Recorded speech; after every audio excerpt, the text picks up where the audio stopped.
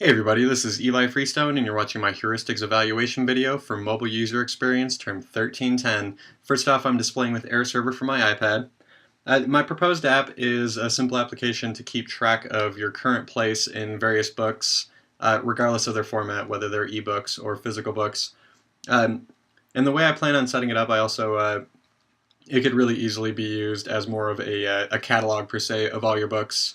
Again, regardless of format, you could have your different ebooks as well as your physical books, a record of all of them. So I wasn't really able to find any sort of direct competition per se. I definitely found a lot of different book-related applications in the marketplace, but a majority of them were e-readers or some sort of a marketplace themselves, such as the Kindle app.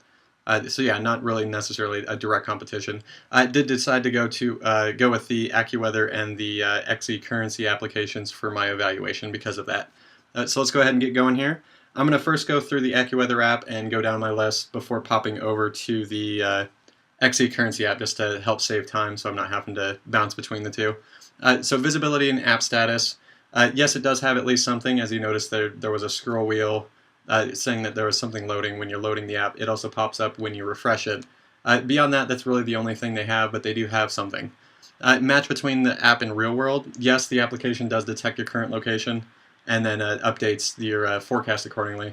I was able to test it here in Campion, which is the south edge of Loveland, as well as in the town of Windsor, which is about 20 miles away, and it does update accordingly, and rather fast actually. So yeah, user control and freedom. Know that I didn't really think it met this one because the only way to really get to the different views, there's actually a total of 7 of them, not including the settings view, is through the bottom right-hand corner. There's an icon for a menu, and that's the only way to get to and from different views. There's no sort of a emergency exit or a home button, which is something that I figured that they would have wanted to put in there. Although it is really easy to get back to the menu and go back to your home screen, yeah, I think they should have put some sort of a home button. Error prevention, yes, they do have error prevention. I'm going to go ahead and add in an extra location here. We'll just go ahead and add Windsor, and then delete it to show that they use the standard iOS two-step deletion process, which in itself I think is an error prevention. Let it update here real quick, and then we go ahead and edit it, and then you have to first hit the minus button and then delete. It also won't let you delete all of your locations. You do have to have at least one location in there, so that is also another error prevention. Alright, and consistency in standards. Yes, I found that there's no portion of the application that you really had to figure out what they meant by their wordage. There's definitely a lot of information, but it is all very easy to understand. So yes, I do think they met that one. Recognition rather than recall. No, again, this goes back to the menu for changing views. Although it's really easy to find, there's no, other than the icon, there's no real nothing that says that there are more views to choose. You do have to search around the app a little bit. Again, it's very easy to find, but I think they should have had something that says, look here, there's more views to look at, there's maps, so on and so forth. Alright, flexibility and efficiency. Yes, the default settings are based on your location, and it's really rather simple to add in extra locations, or you can also go in and change stuff like the units of measurement. It's all very simple to do. And there's a little bit of other customization you can do. Aesthetics and minimalism. This one I actually had to say yes and no. There is definitely a lot of information on each view, but it's all relevant, at least to some degree. It's all weather related, or as along the bottom here we have a graph, health, whether it's a good weather for doing specific sports or outdoor activities. Again, there's not necessarily minimalist, but it's all relevant, at least to some degree. Help users recognize and diagnose errors. This one I actually couldn't find. I tried to get it to create some sort of an error, and I wasn't really able to, so I just had to write not applicable or NA. Help and documentation, yes, there's very little setup involved, and once you get into the menu or the settings, it's all very straightforward and well labeled. You don't really have to wonder what each setting does. So yes, I do think the help and documentation is met. Alright, and then I also added my own heuristic. I did try and come up with something that would be relevant to both these apps as well as my proposed app, and I was unfortunately unable to come up with anything that wasn't already really covered. So I just decided to throw in one in there that's really only relevant to my proposed app, and that's syncing across platforms. Both the AccuWeather and XE don't really have anything to sync, so that's really a no or a not applicable. So let's go ahead and move on to the XE currency. This one, for the visibility, they do have at least something. There was no sort of a loading bar or anything like that when you're loading up the app, but if you look in the top left corner, that timer, the way it's set at default is once that timer reaches 0, you're then allowed to manually refresh it, or you can actually set it up to auto refresh when the timer gets down. So that's really the only app status visibility they have. Match between app and real world. This one I had to say I was unsure because it does ask for permission to access your current location, but I didn't actually leave the United States, so I can't say that it changes according to, like, I wish I could just take off to Britain and see if it changed to the pound or whatnot, but it always stayed the US dollar whenever I was in the US.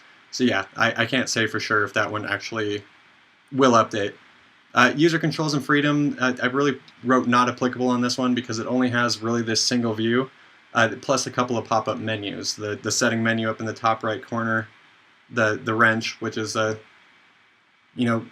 wrench or a gear cog are really the go-tos for icons for settings menu. And then the question mark, which is a help menu. Other than that, they only have, you can email or tweet your results. All right, so let's go ahead and move on to error prevention. This one I had to say no for one specific reason. As you can see, currently the euro is set as my default. The reason why is it's super easy to accidentally change your currency. All you have to do is tap any of the currencies. You can just barely hit the very edge of it, and it changes your default currency. There's no sort of confirmation or anything along those lines. So I would consider that an error. It might be handy and useful for anybody that's working in an international exchange or something along those lines. But for the average user, I just consider that a hindrance, that you're accidentally changing your currency all the time. All right, so consistency and standards. Yes, again, I found that there was no wordage that I had to wonder what they meant. So yeah, that was a definite yes. Recognition and recall. Yes, again, this is a very simple application. There's only the single view. And it's very clearly visible, plus there's the icons along the top that are easily recognizable as what they are. The question mark as a help menu, or the wrench as a settings menu. All right, flexibility and efficiency. Again, it's set up as the defaults are set up based on your location, and it's really easy, again, too easy in my opinion, to change your default currency, as well as you can go into the settings and change whether or not it shows the symbols for the currencies and stuff like that. Aesthetics and minimalism, very definitely yes. It's a very simple application. There's just the single view. All right, so help users recognize, diagnose, and recover from errors. This one I have to say not really, again, because of that simplicity, how it's too easy to change your currency on accident. No confirmation, there's no way to turn that off, unfortunately. So I do consider that to be an error. Help and documentation, yes, the settings menu is very clearly labeled. Beyond that, there's really not a whole lot to be documented. And then the last one would be my added syncing across platforms, and again, it's not applicable. All right, so let's go ahead and pop over to my EBSCO article. I actually had a lot of trouble finding articles that are specific about marketing your mobile app. But I found a plethora of stuff that was about marketing on mobile apps. Let's get this guy out of the way here so it doesn't keep popping up. And the one that really stuck out to me is called Mobile Marketing Muscle, and it was originally posted in Entrepreneur Magazine April 1st of 2012. And in the article, the gal that wrote it really goes into the importance of finding your market and to really embrace the mobile, more specifically to embrace social media. It's really a really important market. Pretty much you post something, somebody else reposts it, somebody else that sees their repost, so on and so forth. It just really snowballs from there. So that's really an important market to get into because it can be a really big share. She also talks a little bit about why she doesn't beta test anything. And the example she uses is specifically the mom blogger crowd. as she's actually a mom blogger herself. But she states that they're very ruthless. Pretty much, if you put out an application that it's nothing's, there's still some errors or whatnot. If they hate it, they're done with it. They don't care if you fix the stuff. You have to have it right the first time, otherwise they're just going to go to something else. Plain and simple. So she doesn't recommend ever beta testing, so I would guess at alpha testing, closed testing of some sort, and then put in an application that's actually ready to be distributed. So yeah, I guess that's about it. This has been Eli Freestone, Heuristics Evaluation for MUX 1310. Thanks for watching, and have a good night.